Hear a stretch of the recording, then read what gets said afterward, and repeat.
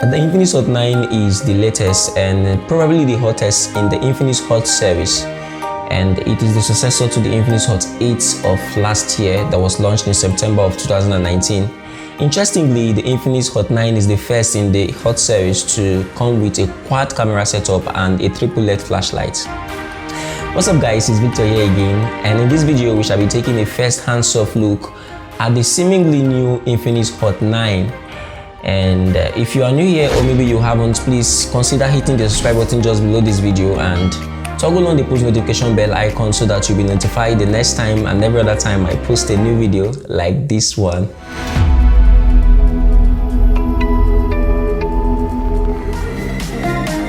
At first glance, the Infinix Hot 9 looks exactly like Tecno Camon 15 or Tecno Spark 5. The product designers at Transsion Holdings, that's the company that owns Infinix, Itel and Tecno devices, they just did Ctrl-C and Ctrl-V. They just copied all the attributes of the Camon 15, design attributes of the Camon 15 and just pasted it to the Hot 9 and even the Spark 5. These three phone brands are siblings, that's why you can see a lot of design similarities between them. An apparent upgrade though is the adoption of a punch hole display style, or Infinity O display as Infinix likes to call it, for a more immersive phone experience, in spite of the fact that this phone is supposedly an entry-level mobile phone, whereas the Hot 8 sports a drop-notch display.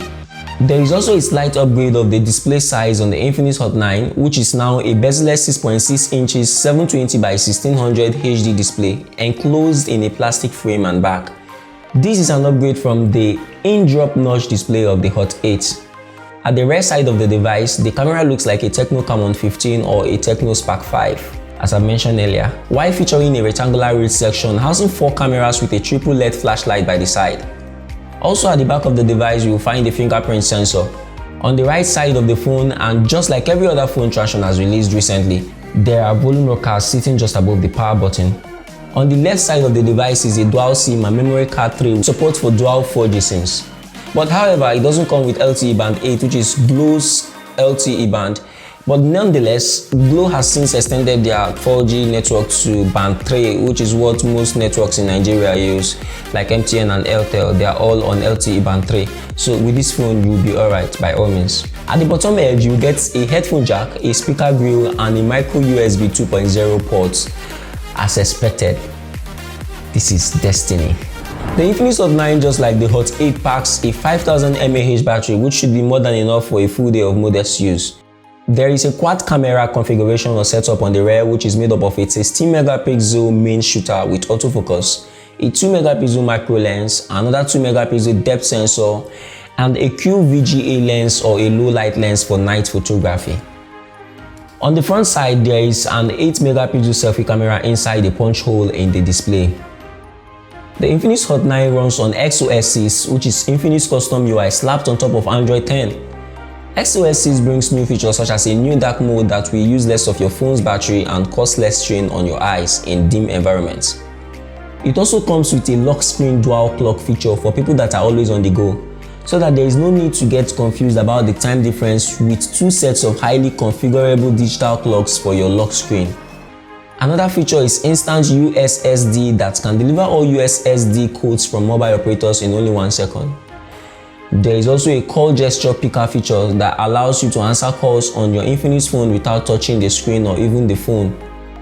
Other features that came packed in SOS includes Wi-Fi share, magic button, off-screen gaming, floating message notification, game anti-addiction, dial sound generator, and a native antivirus to scan and remove all forms and all kinds of virus, excluding coronavirus, thereby keeping your phone totally protected. Talking about viruses, a way to keep yourself protected from coronavirus is by washing your hands and by covering your mouth and your nose and by practicing social distancing.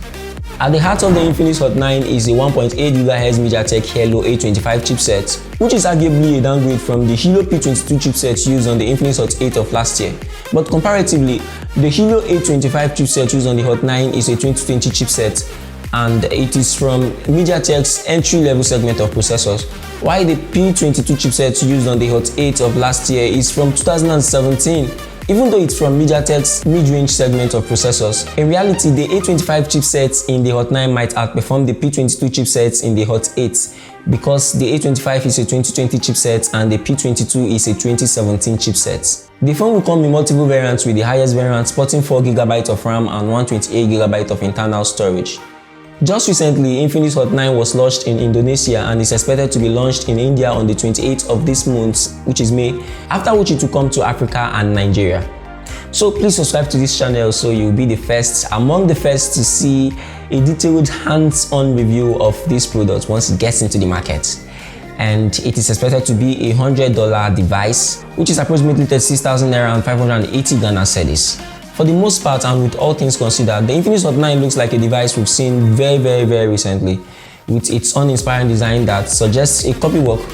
On balance, and for the records, you've got a smartphone that isn't so capable of tackling high or power-intensive tasks while being pocket-friendly and available for everyone.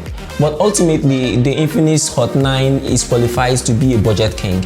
What do you think, guys? Leave a comment in the comment section just below this video. And subscribe if you've not, like this video if it was helpful, and share to help others. And I will see you when I see you in the next one. Peace.